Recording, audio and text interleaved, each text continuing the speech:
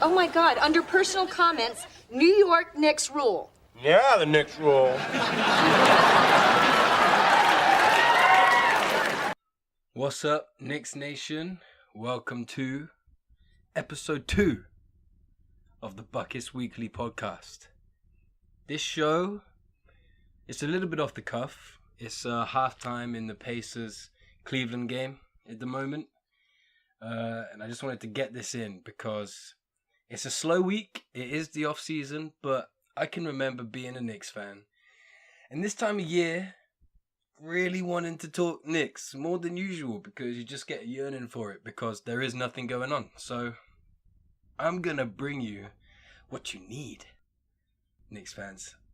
So we're going to talk a little bit of business, a little bit of shop. To begin with, obviously more updates on the coaching search. Due diligence thing is just getting a pain in the ass now. I think we all really appreciate them doing their job properly, but can we hurry this along? Like, please? So we're going to talk about that. What's changed, what's new. A little bit of Enes Kanter because he went to see his stash bro play in OKC. He had some words for the press as well, hinting at maybe an opt-out. So we'll talk about that in a little bit more detail. Kenny Smith, he had some things to say on radio. And we're going to talk about some fun stuff as well. Being the off-season, we're going to take an opportunity to talk about fun Knicks stuff. Experiences. I've had a lot of questions about me running a page. What kind of interactions with the players do you have and things like that seems to be the number one question. So I can't wait to tell you all about that kind of stuff. What else happened? Not much more than that. I mean, it looks like, if we just get straight into the coaches, it's looking like an assistant from a prestigious coaching staff could be the way they're going. I mean, they're doing their due diligence. They're taking their time. They said before the process started that they were going to really start assessing everybody. No one was off the list, really. I mean, Perry was boasting that he was getting calls. So, yeah, they're sticking to their word, and there's been way more assistants interviewed already than actual coaches. I mean, that's off the top of my head, but I'm pretty sure after they interviewed, well, it's not sure if he's been interviewed yet, but the Miami assistant coach, who I forget his name now, Juwan Howard. He was the 10th official candidate for the role. So it's not sure if he's been interviewed yet or he's going to be interviewed, but I mean, working under Eric Spoelstra, not sure how long he's worked under Eric Spoelstra, but that coaching staff, we saw them interview the Celtics assistant coach, so that's under Brad Stevens. That's another prestigious coaching staff. I think he had a funny name. Jay Laranaga is his name.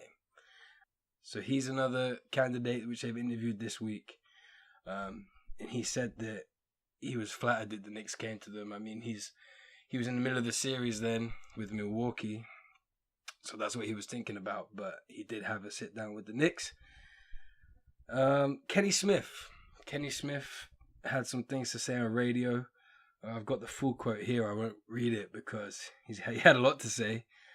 He basically said the interview was fun. And then he really went off on bigging himself up, saying, I'm ready for this, bring it on.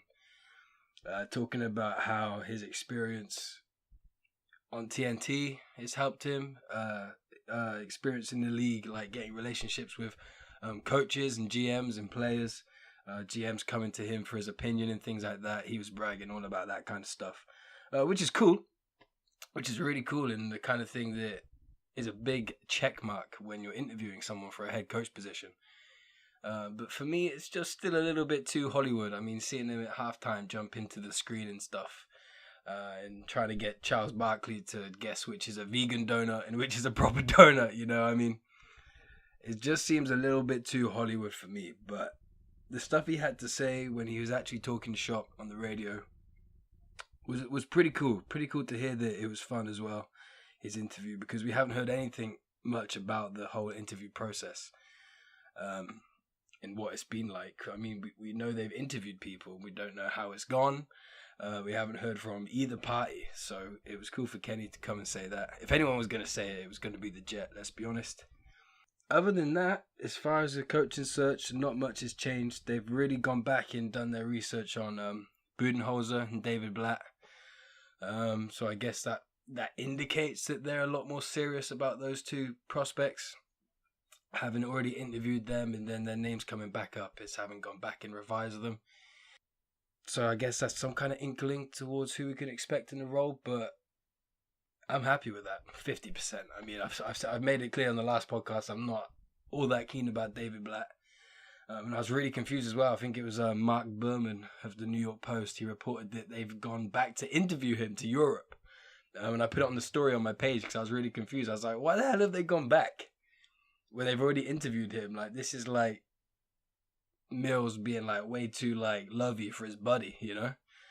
But I think it was because they've interviewed him before for the job. So that's where I got confused. So that's embarrassing. But going back to do more research on the guy, I mean, come on. I mean, him or Budenholzer, who you going to take?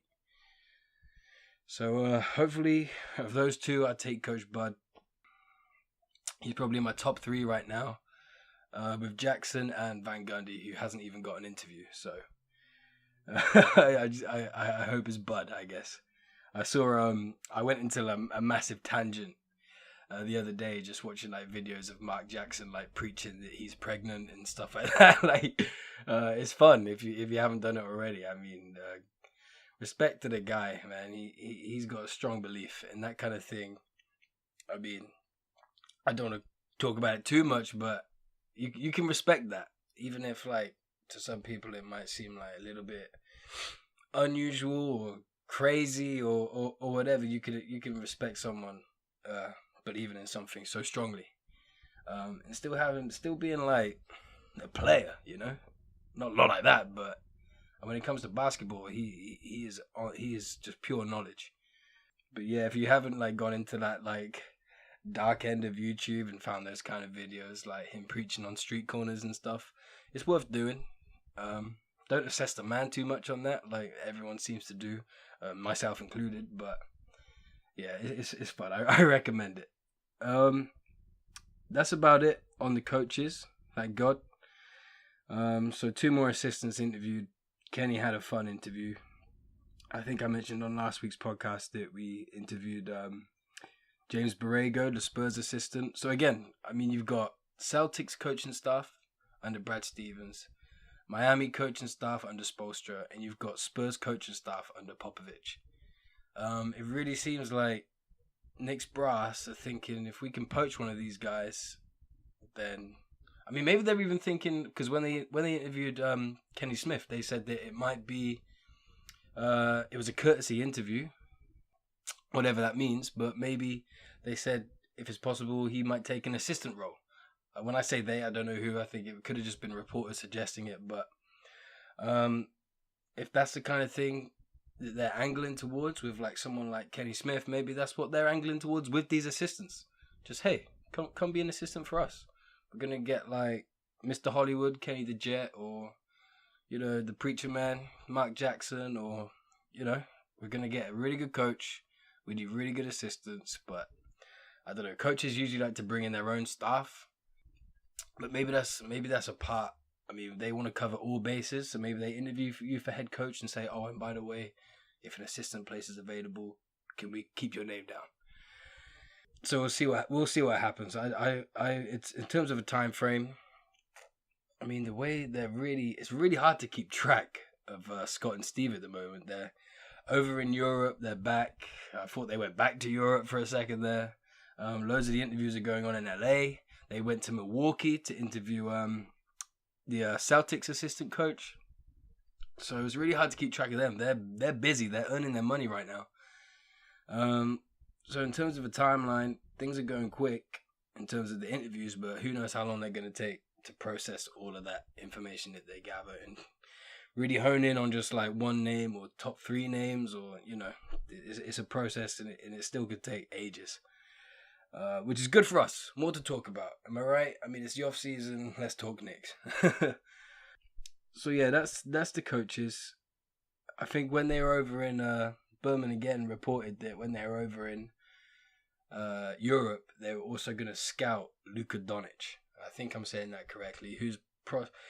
I think he's projected to be top 10 pick. Easy. KP's come out earlier in the season like hyping him up because he's doing really well, blah, blah, blah. He might be an Adidas athlete. Nah, I'm going crazy with that. So yeah, whilst they were over there, I saw a highlight on Bleacher Report. It's like one of their finals games or whatever they're doing over there. And he had like a monster dunk. So I hope the game they went to scout him, I hope they're at that game.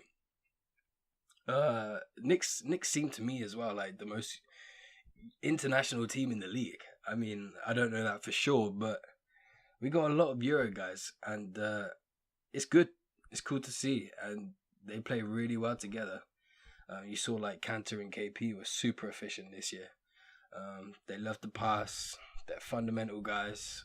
I might be biased as well, being English, like get more Euros in the league, but hopefully they scouted that game. We haven't heard much on like what's going on in terms of like draft prospects and scouting. We know that our head scout couldn't go to Europe to interview David Blatt and scout Doncic, but I guess as long as Steve and Scott were there, then that's cool. What's up next? That's coaches. Check. Enes Kanter. He went to OKC wearing his Stash Bros t-shirt. Had an awkward encounter with Steven Adams. It was horribly romantic. And he went, I'll read you the full quote here.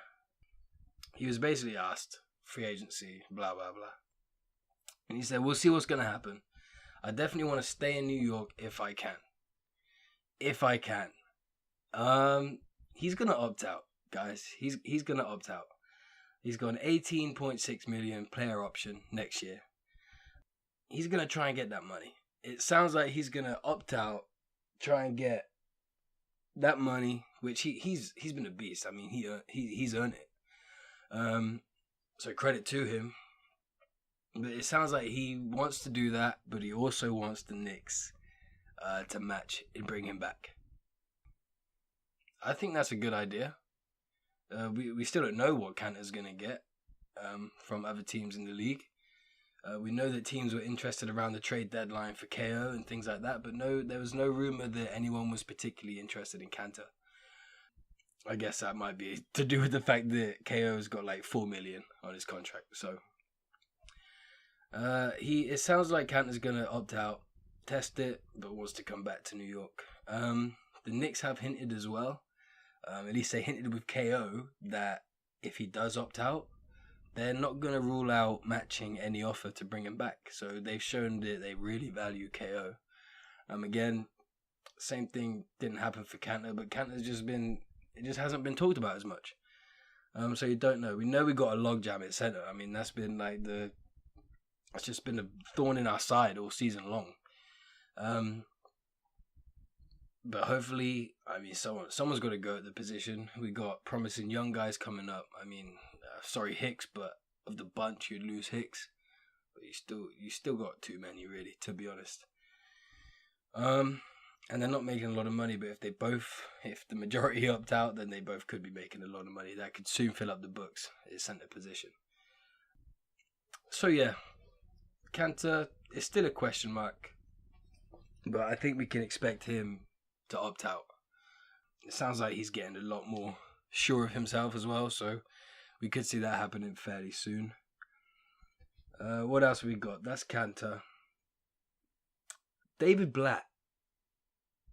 I've talked about him a little bit, but I just want to hammer home. We can't have David Blatt coaching the Knicks. We saw him. He couldn't even let the best player in the world go out and ball. It's not the usual coaching situation, but he couldn't let the best player in the world go out and ball and just like stay out of his way. And that to me is more of a blemish than anything you can say about JVG or Mark Jackson or any of those guys. Because if you do that kind of thing in New York, like we've seen like KP, like our biggest baller, just like middle finger to management and skip his exit interview. You know, so if you're just gonna like butt heads with guys in such a fashion where there's no like, this is mano a mano, we're gonna sort this out, blah blah blah, we're all men here, sort of like with Hornacek and like KO and things when they butted heads. If you've shown that you can't be that kind of guy, that kind of coach, where your negative impact, no good comes from it, and it's just negative, and the only option they saw was to fire him. A lot of people said that Bron just got him fired, and what Bron says goes. But to me, just don't get him in New York. Don't hire David Blatt. What else happened in Knicks land? Some fun news. LT had a birthday. Happy birthday, Lance Thomas, the captain, our captain. Shortly after the season ended, got his license to actually be a captain, like, of boats on water and stuff. So that's awesome. Actually, that's quite a nice little segue into the next segment, which is like Knicks experiences. Because I asked you guys to get in touch with me and get back to me with questions and things like that, feedback on the podcast and questions about what to talk about in the next podcast and stuff, especially in the off season. Like, it's a group effort, guys. Come on. But the main thing was on the page, on the Instagram page, Buckets Weekly. What interaction do you have with the players? And when it was Lance Thomas's birthday, it must have been 2 years ago, and I started the page. That was my first famous / baller like on Instagram. I lost it. Lance Thomas, he's been my favorite Knick. Pretty much, well, he's the longest tenured Knick, so you know, he's been my favorite one. I mean, in the OKC trade, it was sort of like meh, and then you hear the guy speak, and then you just see his demeanor out there. I remember the only thing I knew about him was he's a good locker room guy. So I was like, oh, well, that's an easy thing to say about anybody, really. But LT proved it from the get-go. And I mean, you can say what you want about LT, but one of my favorite Knicks, for sure. And he was the first player to like a post on Instagram, because I wished him a happy birthday. I just copied the Knicks post for him, but he liked it anyway. And that was really cool. So other like experiences like that on the gram. I mean, I've only got the page. I've got the blog. I put this podcast up on SoundCloud and things like that, iTunes now. But the page is that's the mothership, the Instagram page, and that's where players like to get involved as well. So, I mean, dare I say I've lost track of like all the players and stuff that have liked it. I know KO's liked some stuff before. KO likes a lot of my comments as well. Actually, today, Slang Magic Fishing, which is Lance Thomas's like fishing team, they like caught an eel, and then a shark came and bit the eel, and then the eel, which is on the hook, turns around and bites the shark on the nose. And I just quoted one of the guys in the background who's like, "It's a shark attacking!" So I just quoted him, and like I thought that was hilarious, and they liked that comment. But KO likes a lot of comments. I think I might have commented that he's got like the best plus minus on the team, and he liked that. I'm just trying to remember off the top of my head. Beasley, he liked a few when he came. When he first came to the Knicks, it was just perfect. I mean, this guy was a quote machine, still is, and just his demeanor and stuff to report on, and he just feeds you, you know, and it's an absolute dream. So when he came, he had some stuff to say, and he liked a lot of the stuff that I posted. Going way back, Courtney Lee, he's commented on one of my posts because I quoted that he was angry to the media, and he was like, "Oh, I'm angry now. I'm angry." Shake my head, the media, and I was like, "Come on, tell us how you really feel, Courtney." Courtney Lee's another one as well. A lot of people, similar to LT, just doesn't get the respect he deserves, man. I mean, he's one of the biggest ballers on the team. You keep Courtney Lee on your team. You can just, I mean, I remember playing against him I didn't play against him, but when we were facing him, like when he was in Charlotte, he just really got at you. And now it's on our team, and he does that on a nightly basis. And it's a relief to have him here, to be honest. So hopefully we keep Courtney Lee as well. He always seems to be on the trading block. So I'm glad that he's still a Nick. Cleanthony Early was probably my second like as well. I don't know if you guys remember him, number 17, playing under Melo. Just never really, I think, I still follow him actually. He's in the G League for the Warriors, I think. Balling out in there as well. So hopefully he gets a call up soon. Shout out Cleanthony. He got shot in New York at like a strip club or something, came back. He's a baller as well. So I think it was March Madness, Wichita State. I had my brackets filled out, and he liked one of my videos where I'm like, you know it's good because I had Wichita State basically going to the final. So that was cool to see him like that. Tim Hardaway, he's liked a couple of my things. A lot of the stuff he likes is like when to back up another player. So I'll be like bigging up Frank Ntilikina and he'll like it, and I'll be like, hey, Timmy's got his guy, you know. I'm looking at it right now, actually. I just look on my page for all the circles. Charles Oakley, he likes everything. He is a fiend on the gram, man. I mean, the first time he liked it, I nearly I was paralytic. But he likes everything. Almost everything gets liked by Oakley. I don't know if that's just me. People let me know. Is Oakley liking your posts on the gram? But he is active, man. He likes a lot of stuff. He liked one that I liked was there was a billboard in Times Square saying hi Jeff Van Gundy, and Oakley liked it. So I was like, ooh, you guys think that Oakley wants his coach back, blah blah blah. So that was cool to see. Around the same time, Spike Lee, and this goes hand in hand with one of my cool Knicks stories. I'll tell you about it in a sec. Spike Lee liked my post the other day where I was just thanking all of you Knicks fans for supporting the page and sticking with me and more to come, blah, blah, blah. He liked it, and the picture was of him because he's an iconic Knicks fan, obviously. So that was cool to see, and he's liked a few of my things since, which is cool because getting some interest from Spike is wicked as a Knicks fan. Other players, there's been more. I can't think now off the top of my head. I always wish that Frank Ntilikina would like something.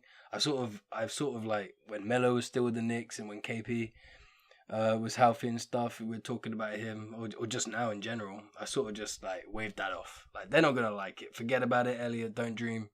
You know, that's not gonna happen. So it's always a surprise to get likes from people. I can't think of any more right now. There's been more. I mean, I sound like I'm bragging now, but there has been more. There's only been one comment, which was Courtney Lee. I think comment's like a bigger deal.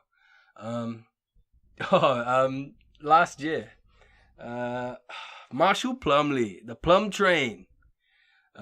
He liked my post. I can't remember what the post was now. It's going way back. But he liked it. So then I posted it saying he liked it. And then he liked that as well. And at that point, it just gets awkward. It's just weird at that point. It's like, oh, dude, come on, chill. But you love it anyway. So I think I ended up posting on my story to say, like, he's so hyped. And to be honest, I half expected him to get back to me like, oh yeah, I am hyped, blah, blah, blah. Just never let it end. It's cool to get a like, but like, just, what do you do when there's two or a comment or, you know? So that was probably, I think he's probably trolling me. Thinking back now, he was probably just like taking the mic, but that was a cool one when he done that. So yeah, there's been more. I can't remember right now. I should have like gone back and like made a list of all of them, because they're always memorable. When a Nick likes something you've done, that is amazing. To comment was absolutely incredible. Just to like a comment is pretty cool as well. But yeah, there's more. Not a lot more. That's probably the best ones I've told you. But in terms of running the page, that kind of like interaction with the players, that's what you live for. When you wake up or when you just see that someone's interacted with you, it makes it all worthwhile. And so do you guys. I mean, every single time someone follows, and it's going to be the same with the podcast as well. Every single time, like, someone just subscribes, it's just, it's unreal. You can't be thankful enough because it's the reason you do it. I mean, I started the page because I just felt like there wasn't enough Knicks info coming my way. I was finding stuff out on Twitter before I was reading it on the gram. So I thought I can do a better job. So I started doing it. And I was living in Australia at the time, and I didn't have anyone to talk hoops with. So I thought it's a great idea. Talk hoops with the fans, update them at the same time as updating myself, and just it's an absolute pleasure. So when people get on board with that and they follow and they like and things and they comment, I mean, just every day, daily. That's what you do it for. And so shout out to all of you guys. You can have 1 or 2 famous likes, blah blah blah, or comment here that gets you hype, but don't let it go unnoticed that the New York fans, the orange and blue faithful, bleed orange and blue. You the real MVPs. So shout outs to you, props to you. That's probably the best of player interaction. In terms of player stories, my stories, I mean, living in England, I've been living overseas in Australia. I don't get to go to the Garden every weekend and see these guys. So I've seen the Knicks twice. I saw them once in Orlando when I was on holiday at Disneyland. They just happened to be there. And when I sat in the stands, I saw KP's dad and his brother sat a few rows in front of me. So after the game, I went down and I said, "Thank you for raising KP." It's just all I could say. I think his mum was there too, and they just looked at me. I don't know if they understood me, but I said, "Your son is gonna be great. Thank you, Knicks Nation. Thanks you." Literally, that's what I said to them. And I shook their hands, and then I went back and watched the rest of the game. And then after the game, I saw his brother again. I forget his name now. Is it Yanis or Yanni? I'm not sure what the name is, but it's his agent. So I saw him again in the hallway, and he was going back to the locker room to go see KP and whatever. And I just said again, like, "I'll tell KP I say hi." That's the only thing I can think of. I didn't say like, there's so many things I could have said. I just said, tell KP I said hi. I mean, what's he gonna do? Go to the locker room? Oh, this random guy said hi. This like weird sounding, like, I think he was Australian guy said hi. So what's he gonna do with that information? But that's all that came to me. So that was pretty cool to see his family. And they're a really tight unit as well. So it's cool to see KP and then see them be like, I remember when I bigged him up about his son. So that's pretty cool. Other than that, the only other time I've seen the Knicks was I was in LA for 2 days and the Knicks were there. And it was Kobe's last game against the Knicks. And I was in LA, so I forked out. I can't even remember how much, but it was worth it. And I was sitting about 6 rows back, so I was on TV the whole night. It was wicked. And I remember Kobe came out, and that was the first time I've seen Kobe, obviously. And that I was shocked. I was breathless. And so I watched him warm up. The Knicks are there, and then the game's about to tip off. Melo comes over, and one LA fan behind me shouts, "Melo, you're trash!" And he just says back like, "No, I'm not." Shakes his head like, "No, I'm not." And I wanted more than anything to just stand up, like rip my shirt open with like my Knicks gear underneath, and be like, "You're my boy, Melo." And like I was so close to him. And like his reaction would have been like sick, and would have been so good, but I froze. I don't know what it is. I just freeze. So I was just staring at him like, "Oh, I've got your back, man," but just closed lips. Just didn't do anything. So that was a really cool moment, but it's just always gonna bug me the rest of my life. I've told this story countless times, and it's just so annoying that I didn't just stand up and be like, "You're my boy." So yeah, Melo, if you're listening, I'm really sorry, and I got you next time, man. So yeah, that's my Knicks stories. That same game, we went on to win the game. Calderon hit a game winner.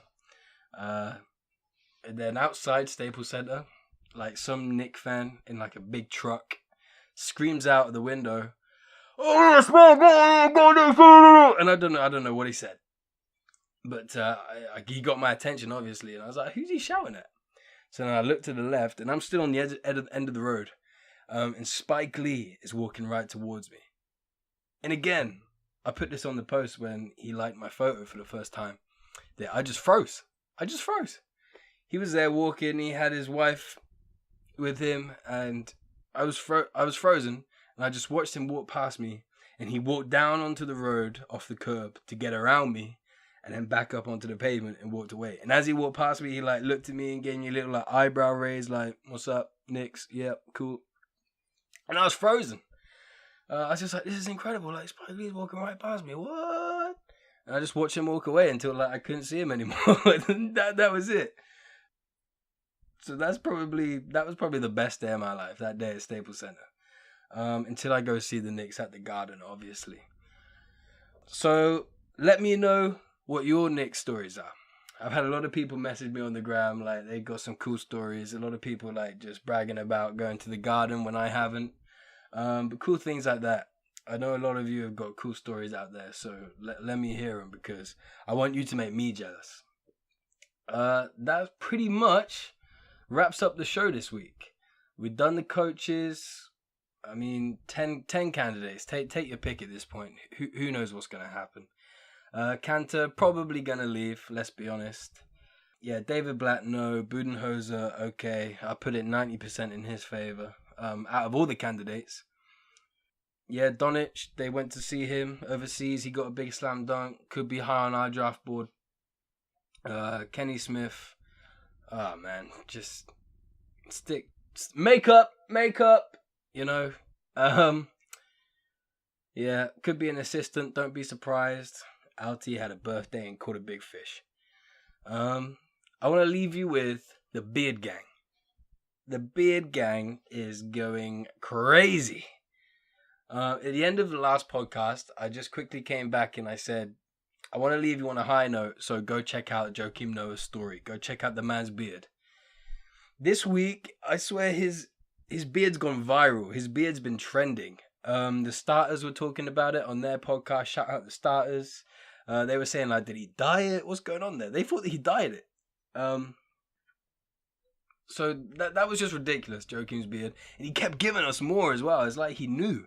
It's like he was just fueling the fire. Like every video that he posted, you were just begging him to put it in selfie mode. And he always came through. It was wicked. Then you saw Kanter. I put it on the story the other day because he like shaved his beard in like weird stripes. I don't know why. And like 2 minutes later, he said it was like a joke and he shaved back to a mustache. But I don't know what it is with like beards, man. What's going to happen next? KO's going to have like an upside down Mr. T. He's going to have like a mohawk on the bottom half of his face. But I think Kanter shaved a mustache as well. So I think he's bold-faced. But yeah, I hope we don't get into a trend of ending the show updating Knicks beards. It could be a thing. I mean, it is the off-season. Anything's possible. But for now, Knicks Nation, thanks for tuning in for episode 2 of the Buckets Weekly podcast. As I keep saying, let me hear it. I'm trying to attract the hate. You know, give me feedback. Hopefully this has been an improvement on episode 1. We've got more to do. I'm working on little jingles, little sound bites, little tidbits like that. The email me, bucketsweekly@hotmail.com. Let me know what you want to hear in the show, what you want to talk about, your opinions, how to get better, where to go, and, you know, just let me hear it on the email. The page, buckets_weekly on the gram, go follow that. That's like, that's where the Buckets Weekly Army, that's where we're killing it on a daily basis. It's called Buckets Weekly, but I post on there daily. Weekly just sounds like pro, you know, sounds clean. Go check this podcast out on SoundCloud, iTunes. Rate on iTunes, by the way. Comment everywhere. Rate on iTunes. Apparently that's a big thing with podcasts, is to get a good rating on iTunes. So I'd really appreciate it if you go do that. Where else can you find me? YouTube, Buckets Weekly Podcast. I'll be posting these, but you'll get a nice little picture with it as well.